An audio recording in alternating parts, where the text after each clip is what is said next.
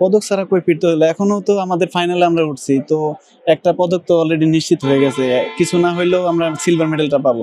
তো পদক ছাড়া আসলে এটা বলা যাচ্ছে না, তো আশা করি আমরা ভালো কিছু করবো। আসলে এশিয়ান চ্যাম্পিয়নশিপ যত বড় একটা আসর, সেখানে সিলভার পদকটা আসলে অনেক বড়ই বলা যায়, সেটা অনেক এতটা কমও না।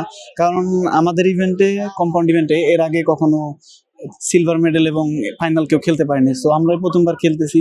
তো এটা আসলে আমাদের জন্য অনেক বড়ই। তবে আমরা সবসময় চেষ্টা করি যে যেন আমরা প্রথম স্থানের দিকে আগাইতে পারি। আসলে আমরা যাদের সাথে ফাইট করে উঠছি তারা ছিল হচ্ছে 1 নাম্বার র্যাঙ্ক, এবং ইন্ডিয়ার সাথে আমাদের খেলা আছে, তারা 2 নাম্বার র্যাঙ্ক এই কোয়ালিফিকেশনে।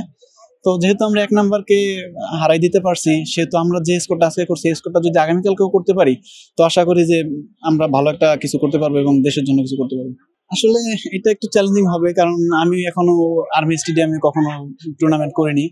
সো আমরা তার আগে কিছু সময় প্র্যাকটিস করব, তো আশা করি প্র্যাকটিসের ভিতরে অ্যাডজাস্ট করে ফেলবো ওই ওয়েদারটা এবং ওই পরিবেশটা, যেন ফাইনাল ফিলটা আমাদের জন্য সহজ হয়।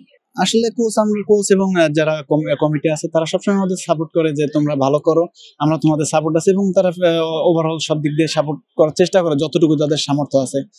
তো সব মিলায় আমরা মোটামুটি মোটিভেটেড। সো আশা করি ভালো হবে।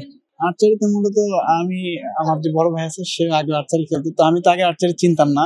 তো সে ওই বাংলা কলেজে পড়াশোনা করতো, আর্চারি তো মূলত শুরুই হয় বাংলা কলেজ থেকে, আর্চারি গেমটা।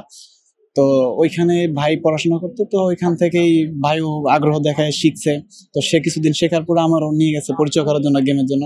তো ওইখানে দেখে আমার কাছে ভালোই লাগছে, এবং পরবর্তীতে ভাই আমার বললো যে বিকেএসপি তে পরীক্ষা দিয়ে দেখো, যে ওইখানে যদি হয় তাহলে তুমি ভালো একটা সুযোগ পাবে এবং ভালো কেরিয়ার করতে পারবা।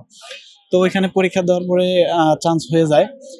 তারপর থেকে আমি বিকেএসপি তে খেলাধুলা শিখতেছি, এবং মূলত আমার যে বেসিকটা সেটা বিকেএসপি থেকে আমি শিখে আসছি। বিকেএসপি থেকে জাতীয় দলে আমি সুযোগ পাই, এবং পরবর্তীতে আমি বাংলাদেশ বিমান বাহিনীতে চাকরিরত আছি আর কি।